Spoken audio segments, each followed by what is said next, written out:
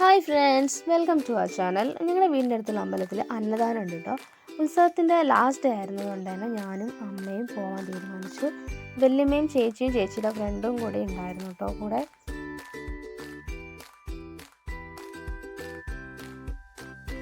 അങ്ങനെ ആരാ പോയിക്കൊണ്ടിരിക്കുകയാണ്. അപ്പം അമ്മയും വല്യമ്മയും കൂടി തൊഴാൻ വേണ്ടിയിട്ട് പോയിക്കൊണ്ടിരിക്കുകയായിരുന്നു. അപ്പം ഞാനും ചേച്ചിയുടെ ഫ്രണ്ടും കൂടി സെൽഫിയൊക്കെ എടുത്ത് കഥകളൊക്കെ പറഞ്ഞുകൊണ്ടിരിക്കുകയായിരുന്നു കേട്ടോ.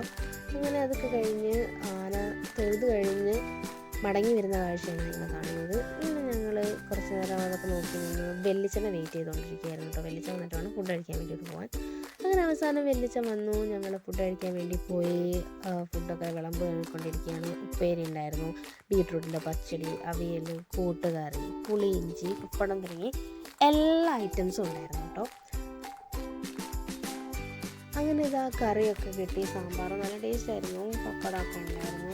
ഇതൊക്കെ കഴിച്ചുകൊണ്ടിരിക്കുമ്പോൾ പായസം വന്നു.